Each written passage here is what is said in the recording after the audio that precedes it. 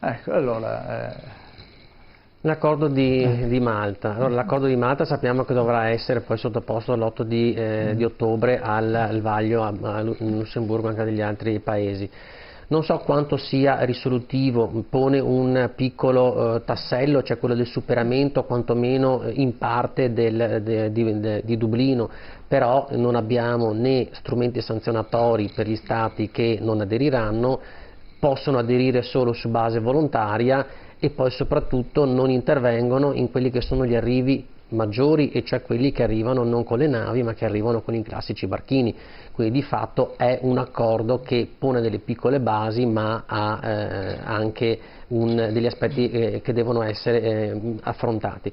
Però secondo me, penso che dalla discussione che ho sentito anche questa sera stiamo un po' girando attorno al problema, nel senso che allora, il fatto che gli immigranti che vengano in Italia facciano domanda di asilo politico, io questo lo posso sapere e lo posso dire perché lo affrontiamo anche come studio e tra colleghi e vediamo quali sono le tematiche che queste persone in qualche maniera propongono per giustificare la loro presenza. Nella stragrande maggioranza si dichiarano tunisini, quindi non è che dalla Tunisia si fugga dalla guerra, o chiedono l'asilo politico, ma praticamente nel 90% dei casi la commissione territoriale glielo boccia, e quei casi in cui loro fanno la domanda in tribunale, il Tribunale di Venezia sostanzialmente nella stragrande maggioranza glielo boccia, addirittura revoca anche il gratuito patrocinio agli avvocati, quindi proprio ritenendo che sia veramente delle teorie fantasiose quelle che vengono date dagli immigrati per giustificare la loro presenza. Quindi sono nella stragrande maggioranza persone che certo fanno la domanda di asilo politico, però poi si scopre che questa domanda di asilo politico era totalmente infondata. Il vero tema però non è come li ridistribuiamo, se li prendiamo noi, se li prende Malta, se li prende la Francia, se li prende Orban.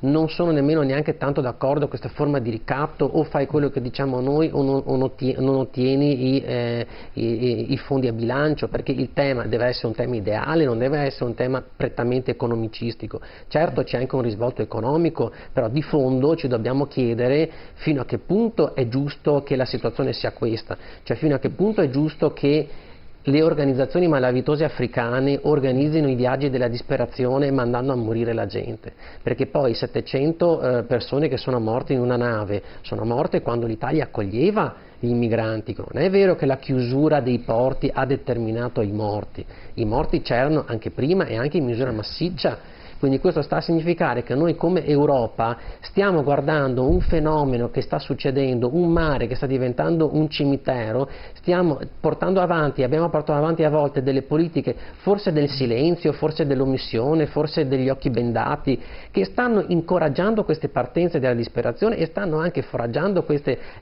organizzazioni malavitose africane senza scrupoli, che mandano questi schiavi da noi senza scrupoli a morire in mare sperando che qualcuno li prenda. Io veramente da politico ma anche da cattolico dico no a tutto questo. Allora cosa si fa? La soluzione io non ce l'ho.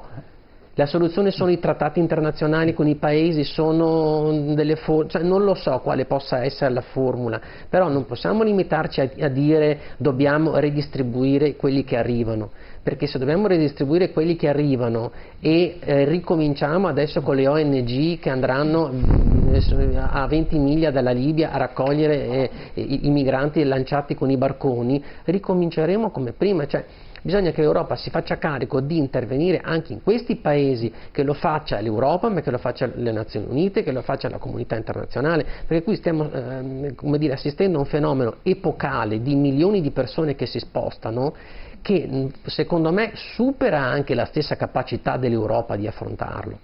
È un tema veramente planetario questo, sta succedendo da noi, sta succedendo con il Messico, sta succedendo in altre realtà del pianeta. Qui dobbiamo porci una domanda che sia significativa. L'accordo di Malta è veramente una goccia nel mare, rispetto a quello che è il fenomeno che ci poniamo di fronte. Cioè, dobbiamo come Europa porci degli interrogativi veramente seri. Certo, anche perché il numero dei migranti potrà aumentare nel corso degli anni, non tanto per una situazione di destabilizzazione africana quanto per una questione legata e oggi ci sono state le manifestazioni legate al clima. E quella dei migranti climatici sarà una delle emergenze dei prossimi anni. Scusi, posso chiedere, fra gli anni 20 e gli anni 50, quanti milioni di italiani sono migrati? 30 milioni? Abbiamo fatto è il numero giusto, 30 abbiamo milioni? costruito la Germania noi. Ci sono voglio stati, dire, a Marcinelle sono stati noi, 200 cioè, erotti morti. Sì, mi fa un po' impressione questo fatto, no? Io che faccio, forse il nostro è il paese che più di tutti ha mandato migranti nel mondo e poi ci sono più italiani all'estero che in Italia. Esatto. Sì, Esatto. ma Abbiamo mandato 30 milioni di persone, 30 milioni, e adesso abbiamo il problema di gestirne 100.000 l'anno, voglio dire. Ma, sì, ma vede, cioè, allora, no, scusi, la sa perché lo dico questo? Perché io in tutte le trasmissioni sostengo che va chiuso il corridoio libico. Va chiuso, perché in Libia ci sono degli schiavi che vengono messi su delle barche dai trafficanti di esseri umani e ricattano l'Europa, insomma, con le loro barche pronte per essere... Hai ragione. Allora io vorrei che il corridoio libico fosse chiuso, ma detto questo vorrei ricordare quello che ha detto prima l'amico qui, che ha detto che noi nel giro di 30 anni l'Europa diventerà insignificante perché l'Europa non fa figli, punto e basta. Altro grande tema. Allora, quindi siamo 522 milioni, fra 20 anni saremo 434 milioni, assolutamente insignificanti nei confronti dei 9 miliardi di abitanti del pianeta. Ma c'è anche un'altra allora cosa. ci vuole una seria politica di immigrazione, cioè io sono per scegliermeli paradossalmente, no? I migranti da trasferire in Europa, ma che ci sia bisogno di 2 milioni di persone l'anno è una cosa fuori da ogni dubbio, insomma, perché anche se ci mettiamo a farli i figli, per i prossimi 20 anni il problema non lo risolveremo, perché un figlio quando lo metti in cantiere, poi perché diventi produttivo ci vogliono almeno 20 anni. Però fammi dire una cosa su questo. Quindi è inutile ma c'è un altro pensare solo a quello. C'è un altro particolare, che non prenderemo mai uno che va a vendemmiare o tira giù le olive da raccogliere le olive, quindi diciamo questi mestieri non appartengono ai nostri figli, appartengono agli immigranti. Sì, però, chi lava i piatti nei nostri ristoranti? La mia badante è ucraina, cioè la mia badante, la mia golf, la mia golf è ucraina, no? È un angelo, fra parentesi, che Dio me la conservi. Nessuno dice no agli immigrati, assolutamente. No, beh, qualcuno l'ha anche detto e l'ha anche io fatto. no, insomma, non è che diciamo no agli immigrati. Presenti, stiamo commentando comunque dei fatti di cronaca e soprattutto come in questi ultimi mesi, quasi in quest'ultimo anno, era un bombardamento costante e continuo in tutti i media possibili e inimmaginabili a qualsiasi ora del giorno e della notte. Adesso che veniamo a dire che nessuno ha mai detto no agli immigrati in un periodo del genere mi fa un po' sorridere. Detto questo, in effetti il problema non è solo europeo, è un problema, visto che comunque noi siamo italiani in Europa. Inizialmente abbiamo appunto la trasmissione si è aperta dicendo che l'Europa è diversa dagli europei. Io piuttosto girerei la frase, direi che sono gli europei che sono diversi dall'Europa, nel senso che noi siamo europei, lo siamo a prescindere che ci sia un'Unione Europea, è la storia che ce lo dice. Detto questo, l'Italia ha un grossissimo problema che è quello della natalità, perché c'è un problema di politiche interne, nazionali, cioè abbiamo un PIL che non cresce da anni, abbiamo un altissimo tasso di disoccupazione giovanile e non abbiamo delle politiche né per lo sviluppo, perché non si investe nelle infrastrutture, e tantomeno in quelle assistenzialistiche di cui io non sono per niente fan. Però certamente è chiaro che se l'età per terminare gli studi avanza e la gavetta si sposta sempre più avanti e la stabilità economica è sempre più avanti, diciamo che fondamentalmente le nuove famiglie si sorreggono grazie al welfare dei genitori, quindi c'è poco da dire fai un figlio come lo fai, e c'è anche da dire un'altra cosa. Ho parecchi amici che sono imprenditori e mi dicono noi facciamo difficoltà a trovare dei dipendenti e quindi degli operai, un po' perché richiedono delle conoscenze altamente specializzate e c'è uno scollamento tra gli istituti, diciamo, quindi la formazione e poi il mondo del lavoro. E dall'altro però c'è anche da dire, come anche molti insomma, programmi di inchiesta da Report in poi, dove segnalano che i giovani italiani, quelli delle generazioni dico successive alle mie, perché noi siamo ancora quelli che ci tiriamo sulle maniche, se gli proponi di lavorare il sabato o la domenica o fino a tardi, giammai preferisco piuttosto non lavorare. Per non parlare poi dei lavori, diciamo, tra virgolette più degradanti, più di fatica. Non lo fa un ragazzo italiano. Quindi necessariamente abbiamo bisogno di una forza lavoro, cioè c'è un'economia da rilanciare e non si rilancia solo con gli istituti di credito o con le PMI, ma anche e soprattutto con forza lavoro, cioè non è che dobbiamo essere tutti avvocati o tutti notai o tutti medici, cioè la società deve essere varia. Quindi... Ecco, però bisogna anche dire che deve essere una forza lavoro che può essere straniera, ma che poi vive qui e spende qui i soldi, perché non so se la badante manda i soldi di Scopelliti manda i soldi a casa o se li spende qua, perché se no questo vuol dire che i soldi dei nostri pensionati che sono seguiti dalla badante straniera alla fine vanno a finire in un altro paese. Ma scusi, le rimesse degli italiani all'estero non hanno tenuto a galla il nostro paese? Cioè, voglio dire, sono i corsi e i ricorsi storici e la finanza che si muove. Cioè, Capoverde non ha nessuna industria. Qual è l'industria principale di Capoverde? Le rimesse degli emigranti. Beh, ma lì però si associa anche a un altro problema, che è quello della cittadinanza italiana. Però Capoverde adesso è un posto bellissimo, perché con i soldi dei migranti hanno fatto... No, quello che volevo dire era sempre sul tema della natalità. Questo è un vero tema, perché io ho visto le statistiche, l'Italia dei 195 paesi del mondo in tema di natalità, sul tasso di natalità, è esattamente l'ultimo posto. 1,34. Non siamo all'ultimo posto solo per la natalità. Sì, però questo è un tema fondamentale, cioè la natalità è secondo me, secondo il mio parere, è uno dei temi fondamentali, perché se non ci sono figli e non crescono figli non abbiamo futuro. E se noi guardiamo le nostre politiche per la famiglia, vediamo che siamo veramente tanto indietro. Le politiche familiari in Italia non si fanno da tantissimi anni rispetto alla Francia, per esempio, e io ne ho avuti 2 figli e so benissimo come il genitore è totalmente abbandonato a se stesso, con i costi, con le ferie. Mia moglie fa l'avvocato anche lei, non ha ricevuto sostanzialmente nulla per la sua maternità, non c'è nessuna possibilità che con le udienze possa essere favorita, cioè è lasciata completamente a se stessa. Se mancano delle politiche assistenzialistiche. Mancano delle politiche familiari e quindi è giusto pensare agli immigrati per le forze lavoro, cioè, ma parallelamente va fatta anche una politica familiare per l'Italia, per i nostri figli, perché altrimenti rischiamo veramente di trovarci isolati, non avere più la materia prima per il nostro futuro.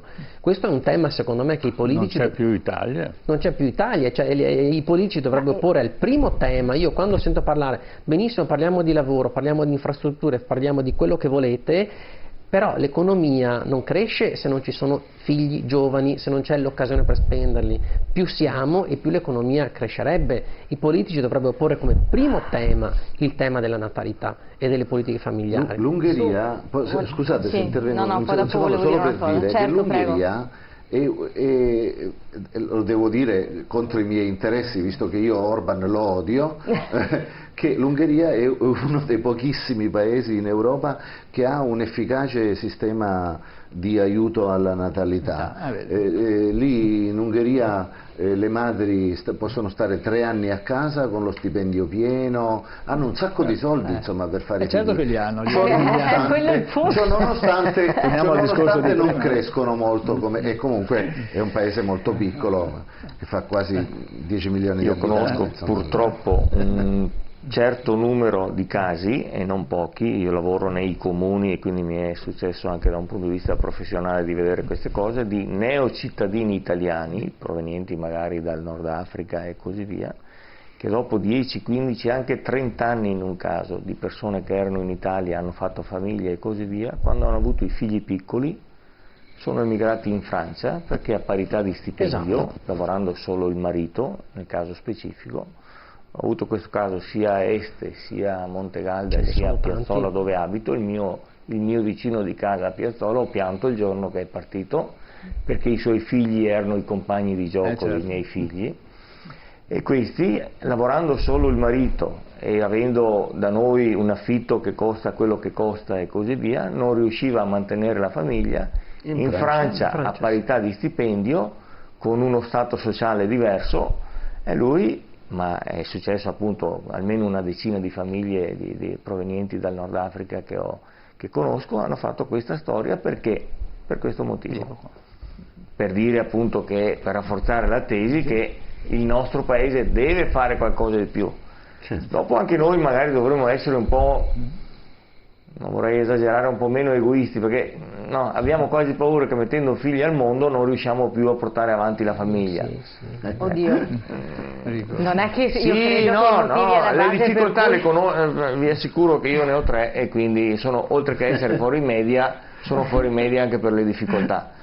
Ecco, però io ricordo anche di essere stato il sesto di una famiglia di 6 figli e ecco, e sono cresciuto comunque. Certo, per carità.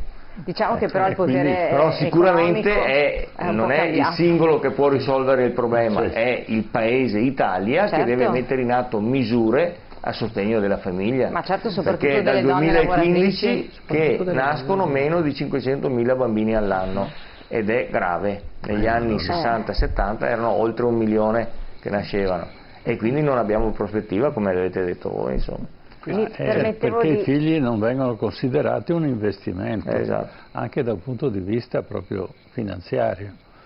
Non è soltanto il voler bene a un bambino, vuol dire anche che c'è un futuro su cui investire, e qui ci vogliono le scuole, c'è un futuro per lo Stato, altrimenti si desertifica, e soprattutto è necessario che noi pensiamo al futuro dei nostri figli. Perché se non abbiamo aziende adeguate per un futuro, non è che possiamo utilizzarli per spostare la spazzatura o andare a tagliare le viti. E quindi manca un progetto sia da un punto di vista, diciamo, dell'industria del futuro, che poi è quella che conosciamo, ma manca anche un progetto nelle scuole e la preparazione degli insegnanti per portare i figli a quello che è la necessità attuale dell'industria, che invece non trovano. Spesso si cerca ma non si trova, perché tecnicamente quando uno esce dalla scuola ha imparato una cosa, ma la realtà è un'altra. Il mondo è un'altra.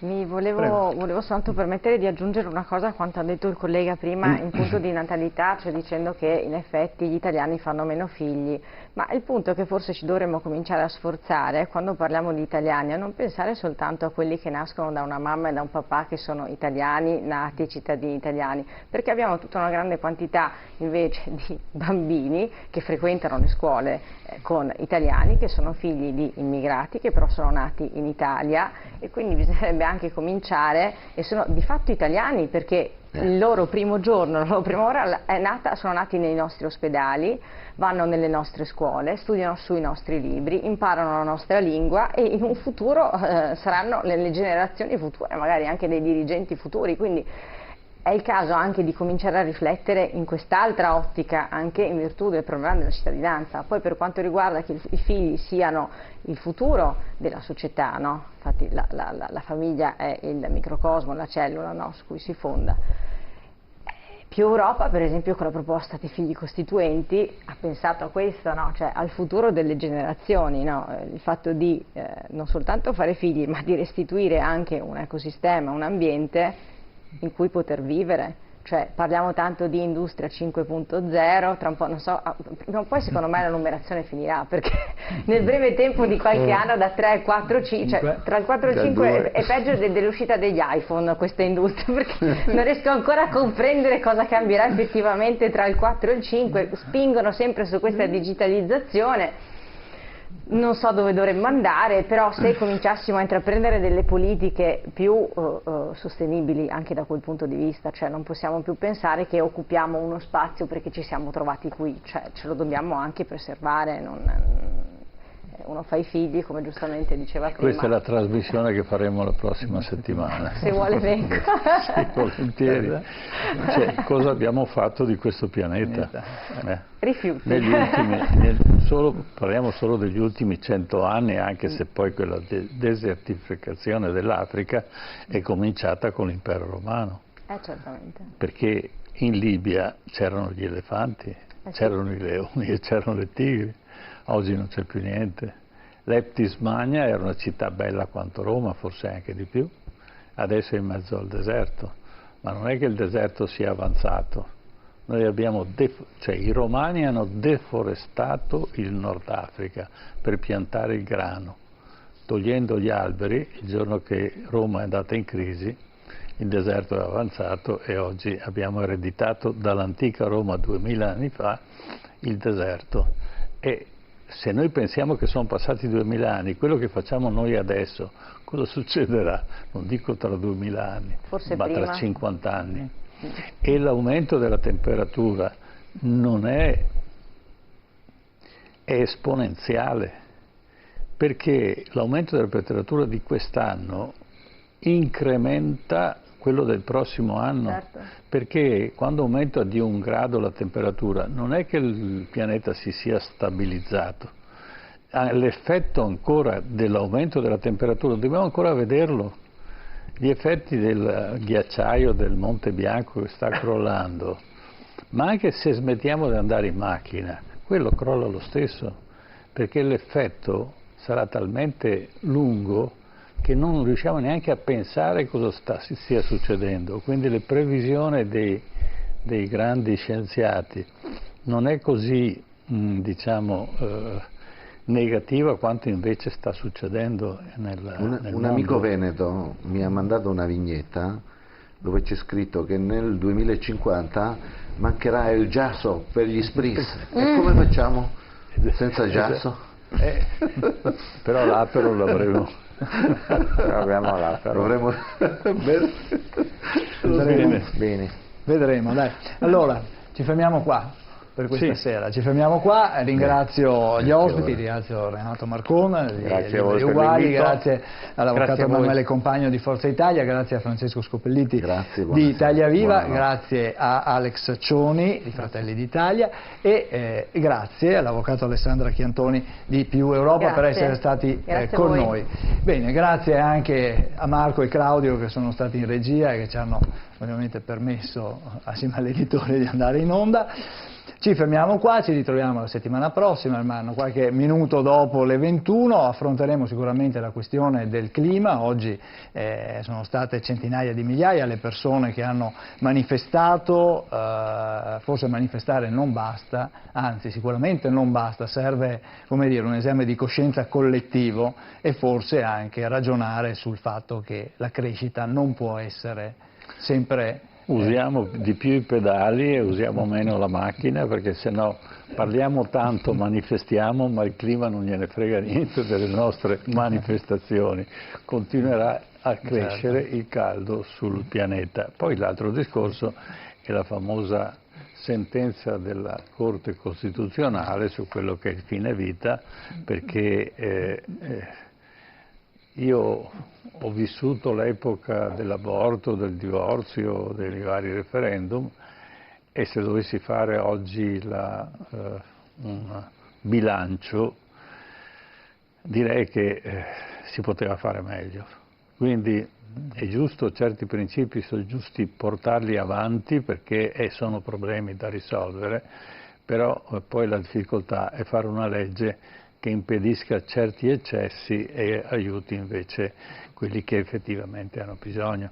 Questo è il punto critico nella formulazione delle regole di uno Stato. Riuscire a capire quali sono poi gli effetti della normativa, cosa potrebbe portare nel futuro sul lungo periodo, no? Sì, no, bisognerebbe che la lingua italiana fosse più latina.